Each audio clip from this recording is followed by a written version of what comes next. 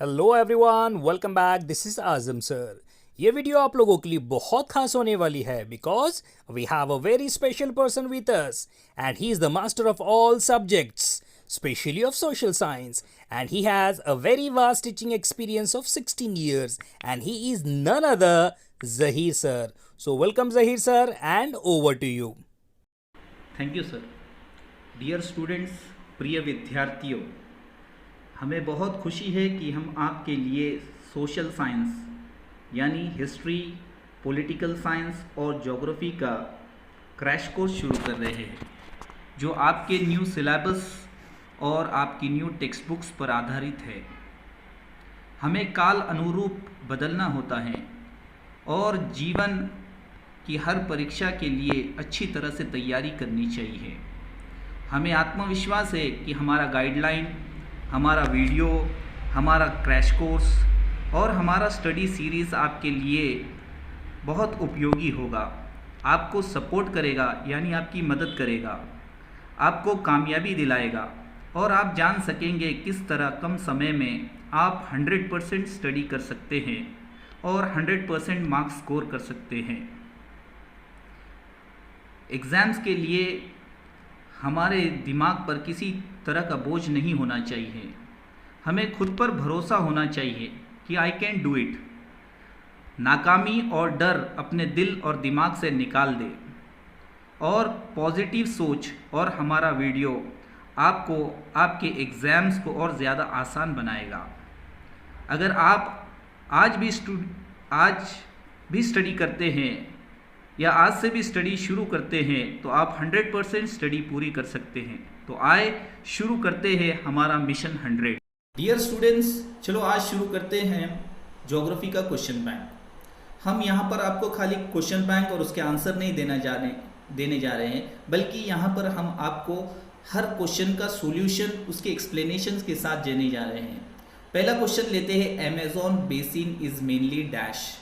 Amazon basin is mainly covered by dense forest, यानी Amazon basin के आजू बाजू घने जंगल है, इसलिए इसका आंसर हुआ कवर्ड बाय डेंस फॉरेस्ट। अब दूसरा सवाल, one of the following is not useful for field visit. जब भी हम फील्ड विजिट जाते हैं तो हमें हमारे साथ नोटबुक कैरी करनी चाहिए, कैमरा कैरी करना चाहिए, मैप कैरी करना चाहिए, bag, cap, first aid box, magnetic compass है, बॉटल है, बाइनोकुलर है, एक्सेट्रा। ऐसी बहुत सारी चीज़ें हमें हमारे साथ कैरी करनी चाहिए। लेकिन यहाँ पर फोर्थ ऑप्शन रेंजिंग रॉड दिया हुआ है। ये रेंजिंग रॉड का कोई यूज़ नहीं होता है फील्ड विजिट के दौरान, इसलिए इसका आंसर है ranging rod. Third, fill in the blank, the economy of Brazil is mainly depended on dash occupation. Brazil की जो इकोनॉमी है वो टर्चरी ऑक्यूपेशन पर डिपेंडेड है। वहाँ पर जो है तो सर्विस सेक्टर, टर्चरी ऑक्यूपेशन को सर्विस सेक्टर कहा जाता है। सर्विस सेक्टर वहाँ दिन ब दिन जो है तो रैपिडली ग्रो हो रहा है, यानी फास्ट जो है तो बढ़ता जा रहा है, इसलिए इसका आंसर है tertiary. Fourth one, in the north most region of India dash forest are found. अगर हम नॉर्थ पार्ट ऑफ इंडिया देखेंगे तो वहाँ पर हिमालयन माउंटेन्स है और हिमालयन माउंटेन्स में हिमालयन फॉरेस्ट पाए जाते हैं, इसलिए इसका आंसर है हिमालयन फॉरेस्ट। अब हिमालयन फॉरेस्ट में भी आपको 3 टाइप्स के फॉरेस्ट मिलेंगे। जैसे हाई एल्टीट्यूड, बहुत ऊंचाई की जगह जो होती है हिमालय में, वहाँ पर जो है तो सीजनल फ्लावरिंग ट्रीज आपको मिलेंगे। आप मिड एल्टीट्यूड में आएंगे, यानी मीडियम टाइप ऑफ एल्टीट्यूड जहाँ पर है, मीडियम टाइप की हाइट है, वहाँ पर आपको कॉनिफरस ट्रीज मिलेंगे, जैसे पाइन है, देवदार है, फर है। और आप फुट हिल्स ऑफ हिमालय आएंगे तो वहाँ पर आपको मिक्स्ड टाइप ऑफ फॉरेस्ट मिलेंगे। मिक्स्ड टाइप ऑफ फॉरेस्ट यानी दोनों जो है तो कॉनिफरस और डेसिडियस फॉरेस्ट, ये 2 टाइप के फॉरेस्ट आपको वहाँ पर मिलेंगे। और इन फॉरेस्ट के अंदर साल ट्रीज, एक साल नाम का ट्री होता है, वो ज़्यादातर से पाया जाता है, इसलिए ये चौथे क्वेश्चन का आंसर है हिमालयन फॉरेस्ट। अब आगे चलते हैं, Brazil is famous for dash dance. Brazil is famous for Samba dance. ये एक डांस का टाइप होता है जो वहाँ पर जो है तो बहुत फेमस है। 6th क्वेश्चन है, India ranks dash in terms of population in the world. Populations के मुताबिक इंडिया का रैंक 2nd है। 2011 के सेंसस के मुताबिक इंडिया का पॉपुलेशन 121 करोड़ है। तो इस हिसाब से इंडिया जो है तो वर्ल्ड के अंदर पॉपुलेशन में 2nd रैंक है। चाइना फर्स्ट रैंक है, अमेरिका थर्ड रैंक है। तो इस हिसाब से India rank second in the world in terms of population. 7th question, Amazon is a large river in the world, near its mouth no deltas are found. अगर आप Amazon river का जो mouth होता है, जहाँ पर वो अपने आपको जो है तो अटलांटिक ओशन में एम्प्टी करती है, तो वहाँ पर आपको कोई डेल्टा नहीं दिखेगा। जैसे आप गंगा रिवर के पास जाएंगे, उसके माउथ पे जाएंगे तो बहुत सारे डेल्टाज दिखेंगे, लेकिन अमेजॉन रिवर के माउथ के ऊपर कोई प्रकार का कोई डेल्टा नहीं होता है, और उसके बजाय वहाँ पर सीरीज ऑफ आइलैंड है, यानी बहुत सारे आइलैंड आपको मिलेंगे वहाँ पर। तो इसी हिसाब से 7th क्वेश्चन का आंसर हुआ no deltas are found. 8th question, in India sparse network of railway is found in Rajasthan. अगर आप इंडिया के अंदर देखेंगे तो राजस्थान के अंदर रेलवे के और रेलवे रूट्स का प्रमाण जो है तो बहुत कम है। उत्तर प्रदेश देखेंगे, महाराष्ट्र देखेंगे, तमिलनाडु देखेंगे, यहाँ पर डेंस नेटवर्क ऑफ रेलवेज है। तो 8th क्वेश्चन का आंसर है Rajasthan. 9th question, this two countries in south America do not share their border with Brazil. अगर आप ब्राज़ील का मैप देखेंगे तो आपको पता चलेगा कि ब्राज़ील के बहुत सारे नेबरिंग कंट्रीज़ है, जैसे उरुग्वे है, अर्जेंटीना है, पैराग्वे है, बोलेविया है, पेरू है, कोलंबिया है, वेनेजुएला है, गियाना है, सूरीनाम है, फ्रेंच गियाना है। ये सारे कंट्रीज़ जो है तो ब्राज़ील के नेबरिंग कंट्रीज़ हैं। अगर हम ये लिस्ट जो हमें ऑप्शंस में दी हुई है, इसमें अगर देखें तो इसमें चिली और इक्वेडोर, ये दो कंट्रीज़ जो है तो ब्राज़ील के बॉर्डरिंग कंट्रीज़ नहीं है, नेबरिंग कंट्रीज़ नहीं है, इसलिए इस क्वेश्चन का आंसर है Chile, Ecuador. 10th question, both the countries have dash type of government. अगर आप देखेंगे इंडिया के अंदर फेडरल पार्लियामेंट्री रिपब्लिक है और ब्राज़ील के अंदर फेडरल प्रेसिडेंशियल रिपब्लिक है, यानी इससे पता चलता है कि दोनों कंट्रीज़ के अंदर रिपब्लिक टाइप ऑफ गवर्नमेंट है, इसलिए इस क्वेश्चन का आंसर है रिपब्लिक। रिपब्लिक यानी जहाँ पर जो है तो पब्लिक को अधिकार होता है इलेक्शन में खड़े होने का, प्रेसिडेंट के इलेक्शन के लिए, प्राइम मिनिस्टर के इलेक्शन के लिए, और रिपब्लिक उसे कहा जाता है जहाँ पर हर नागरिक को जो है तो वोट करने का अधिकार होता है। तो बोथ द कंट्रीज़ के अंदर जो है तो रिपब्लिक टाइप ऑफ गवर्नमेंट है। 11th क्वेश्चन का आंसर है India southern most point is known as Indira point. अगर हम देखें इंडिया का मैप देखें तो सबसे सदर्न मोस्ट पॉइंट, दक्षिण पॉइंट जो हमारा इंडिया का है वो इंदिरा पॉइंट है। लेकिन इसके अलावा अगर क्वेश्चन इस तरीके से पूछा जाए कि India southern most point of India's mainland, तो वहाँ कन्याकुमारी आएगा। अगर मेनलैंड पूछा जाता है तो आंसर कन्याकुमारी होगा, लेकिन यहाँ पर क्या पूछा गया है कि इंडिया सदर्न मोस्ट पॉइंट, तो इंडिया का सदर्न मोस्ट पॉइंट ये इंदिरा पॉइंट है। आगे चलते हैं 12th question, rain forest of Brazil are known as lungs of the world. जो फॉरेस्ट पाए जाते हैं ब्राज़ील के अंदर जिसे हम रेन फॉरेस्ट कहते हैं, उन्हें लंग्स ऑफ द वर्ल्ड कहा जाता है। अब उन्हें लंग्स ऑफ द वर्ल्ड क्यों कहा जाता है? क्योंकि ये बहुत सारे जो है तो कार्बन डाइऑक्साइड के लेवल को कम करने में हमारी मदद करते हैं, और इसी के साथ इन्वायरमेंट के अंदर जो है तो बहुत सारा ऑक्सीजन रिलीज करते हैं, इसलिए इन फॉरेस्ट को लंग्स ऑफ द वर्ल्ड कहा जाता है। 13th question, the economy of Brazil and India is of dash type. Brazil और इंडिया ये दोनों मुल्कों की, ये दोनों देश की इकोनॉमी जो है तो डेवलपिंग टाइप की है। जैसे हम देखते हैं कुछ डेवलप्ड कंट्रीज़ है, कुछ अंडर डेवलप्ड कंट्रीज़ है, लेकिन इंडिया और ब्राज़ील ये दोनों भी डेवलपिंग इकोनॉमीज़ है, इसलिए इनकी इकोनॉमी जो है तो डेवलपिंग टाइप की है। 14th, number of females dash males is known as sex ratio. अब number of females per 1000 males is in a region is known as sex ratio. हर 1000 पुरुष के पीछे कितनी महिलाएं हैं, इसे जो है तो सेक्स रेशियो कहा जाता है। हमारे इंडिया के अंदर जो है तो 940 फीमेल्स पर 1000 मेल्स है।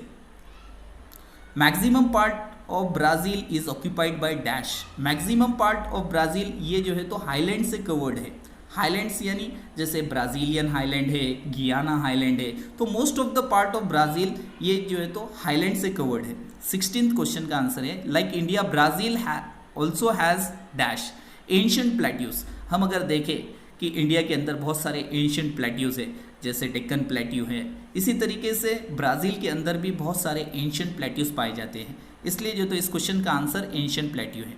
Amazon basin is mainly unfavourable for human settlement.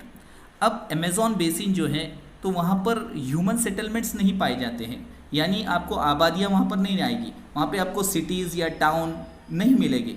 अब उसकी भी एक वजह है, सबसे पहले unfavourable climate, heavy rainfall, accessibility, dense forest, इन सब वजह की वजह से वहाँ पर ह्यूमन सेटलमेंट्स बहुत कम हैं, इसलिए Amazon basin is mainly unfavourable for human settlement. Lakshadweep से 18th क्वेश्चन है, Lakshadweep island in Arabian seas are dash. अब ये लक्षद्वीप आइलैंड्स है अरेबियन सी के अंदर, वो कोरल आइलैंड्स है। अब कोरल आइलैंड्स यानी क्या? कोरल एक टाइप का हार्ड सब्सटेंस होता है जो एक सी एनिमल के बोन्स होते हैं, और वो एक्यूमुलेट होके कलेक्ट होते होते होते जो है तो एक हीप तैयार होता है और वो आइलैंड दिखने लगता है। ऐसे टाइप के आइलैंड्स को हम कोरल आइलैंड कहते हैं। तो लक्षद्वीप आइलैंड जो अरेबियन सी में है वो कोरल टाइप ऑफ आइलैंड है, और अंडमान निकोबार आइलैंड जो बे ऑफ बंगाल के अंदर है वो वोल्केनिक टाइप ऑफ आइलैंड है। ओके, अब आगे चलते हैं। 19th question, at the foot hills of Aravalli dash is found. Foot hills of Aravalli Mewar plateau is found. आप अगर टेक्स्ट बुक का पेज नंबर 14 देखेंगे, वहाँ पर अरावली माउंटेन्स दिए हुए हैं, और अरावली माउंटेन्स के फुट हिल के पास एक प्लेट्यू का नाम दिया हुआ है, वो मेवार प्लेट्यू। कुछ गाइड्स में और कुछ जगह पर आपको इसका आंसर मालवा प्लेट्यू मिलेगा, लेकिन सही आंसर टेक्स्ट बुक के मुताबिक इसका मेवार प्लेट्यू है। 20 नंबर का क्वेश्चन है, the concentration of settlement is related to which of the following major factor. आप देखेंगे proximity to the coast, nearness to the coast. अगर आप बहुत सारे बड़ी बड़ी सिटीज़ देखेंगे तो ये बहुत कोस्ट के नज़दीक है, यानी सी कोस्ट के नज़दीक है। मुंबई है, टोक्यो है, ये बहुत सारी सिटीज़ आप देखेंगे ये कोस्ट से नज़दीक है।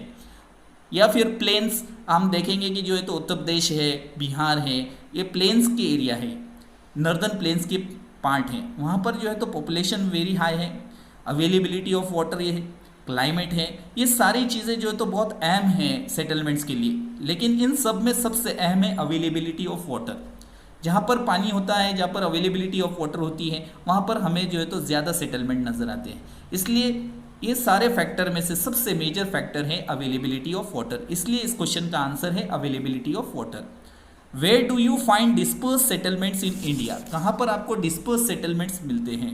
तो जहाँ पर हिली एरियाज़ होते हैं, जैसे हिमालय है, यहाँ पर आपको बहुत डिस्पर्स सेटलमेंट्स मिलेंगे, इसलिए इस क्वेश्चन का आंसर है hilly areas.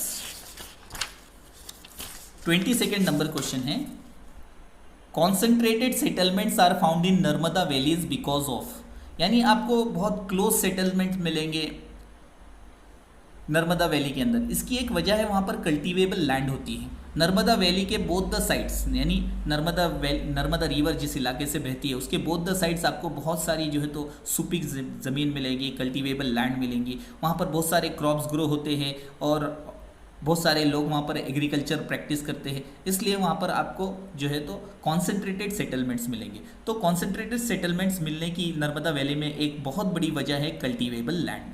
23rd number question, in north eastern part of Brazil disperse type of settlements are found. अगर आप ब्राज़ील का मैप देखेंगे तो आपको north eastern part, northern part, western part और सेंट्रल पार्ट, यहाँ पर जो है तो डिस्पर्स सेटलमेंट्स मिलेंगे। उसके बावजूद जो है तो आप ईस्टर्न पार्ट देखेंगे, साउथ ईस्टर्न पार्ट भी देखेंगे तो वहाँ पर न्यूक्लिएटेड सेटलमेंट मिलेंगे। यहाँ हमें नॉर्थ ईस्टर्न पार्ट पूछा गया है, इसलिए नॉर्थ ईस्टर्न पार्ट जो है तो यहाँ पर डिस्पर्स सेटलमेंट्स पाए जाते हैं। Okay, so the answer for this question is in north eastern part of Brazil disperse type of settlements are found. Okay, now 24th question we will see, least urbanised state in Brazil is dash.